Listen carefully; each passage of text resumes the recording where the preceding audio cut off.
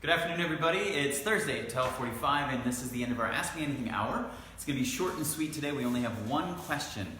I'm Dustin Strong. This is Strong on Health, and you have any questions about your health or anything that has to do with nutrition, this is your opportunity to go ahead and type it in, and I'll do my best to answer it live if it comes in now. If not, you can email us at info@strongonhealth, and I'd be more than happy to answer it in the next Ask Me Anything hour. Every Tuesday and Thursday about 12:45 is when we get on here and go live, and it'll still be on there, of course, if you need to get the answers another time.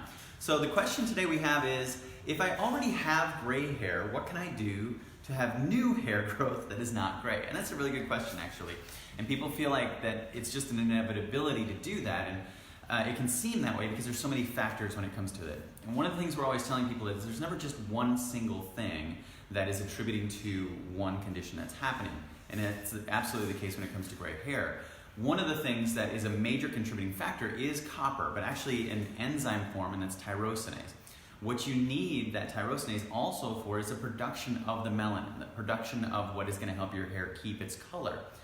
And we talked a lot about this when we talked about adrenal health and adrenals and vitamin C, and that's actually part of the whole food vitamin C complex, is that enzyme form of copper in the vitamin C. So getting a lot of whole food vitamin C is going to be very helpful.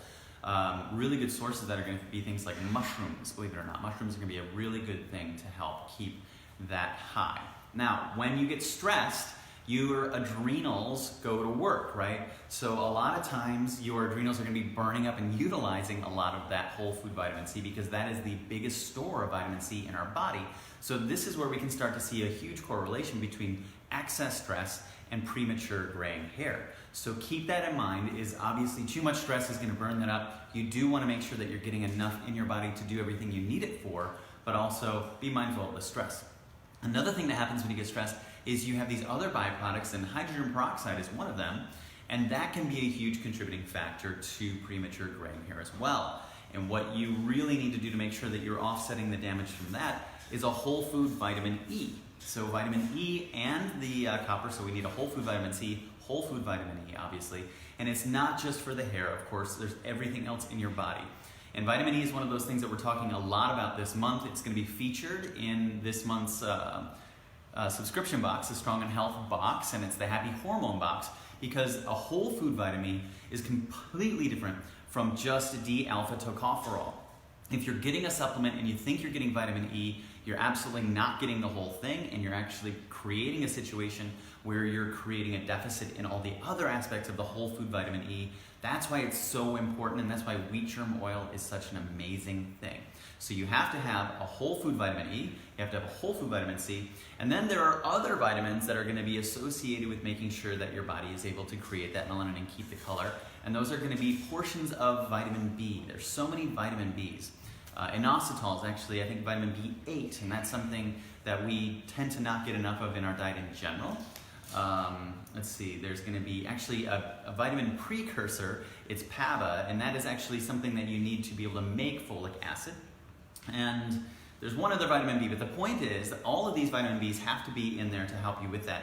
But even more important than that is that these vitamins, that these portions of vitamin B are actually mostly created by your microbiome. So this is why it's really important to make sure that you're taking care of your gut, that you've got plenty of probiotics in there, you've got plenty of different species and a good balance, tons of fiber. So making sure you're taking care of your microbiome, they're actually going to create a lot of these vitamin Bs for you. And so you want to make sure you're taking care of that, getting your vitamin Bs in there, getting your whole food vitamin E. So again, it's a little bit of everything all the time with an emphasis on what your weakness is. And as Americans, our weakness tends to be stress. So we can look at how that can be contributing to it a lot. And stress does deplete our vitamin B stores too. So we want to make sure we're getting that back in there so we're offsetting all of the stress that we're putting on our body. So those are the things that I would do if I was really concerned about it and making sure that I didn't want to lose the melanin production or if I wanted to go back in that direction. And just for overall, it's giving you information. That's the interesting thing about it. If you're starting to get that, it's probably a good sign from your body that you haven't been getting enough of those nutrients in your life to be able to replace what the stress is doing to deplete them. So take that information and give yourself what your body needs. Okay, that being said, that's the only thing. There are no other questions live. I do want to remind people, what do we have here? Hey, mate, how can I gift the Strong on Health box? Seems like a great birthday or holiday present. Am I right? Yeah, it's a great gift, especially for anybody who has like hormone issues or whatever they want. Yeah, I don't know. Let me get back to you on that. I think that there is a way to gift it on the website, but I will make sure that it's very clear. We're actually creating a whole new website for the Strong Health box.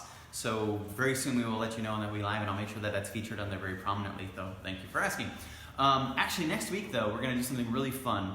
We're going to be looking for charities to be giving some of the food items from the Strong Health box to food banks and things like that. So keep watching next week, and we're going to have some really fun stuff to do for that. Last two things. Again, we are doing a public education course on digestion, and this is open to standard process account holders. So if you know any practitioners that want to be there, this is an excellent opportunity to help make sure that we're all on the same page and getting everybody healthy as quickly as possible. And one last parting thought. I have had a lot of experience with people coming in who tend to identify with the condition that they have been diagnosed with. And I really want to encourage people to think in different terms, because all that does is it limits your ability to look at options outside of that.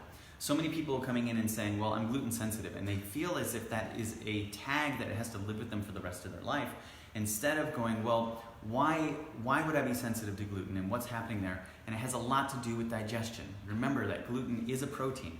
All these lectins that Dr. Gundry's talking about, they are proteins. So if they're not getting digested, there's a problem with digestion, not necessarily with the fact that you're eating lectins or glutens, which I would probably avoid for a little while if that were the case, but at the same time, keep that information to help you overall understand how you can be the healthiest version of yourself, instead of just identifying and saying, well, I'm this or I'm that.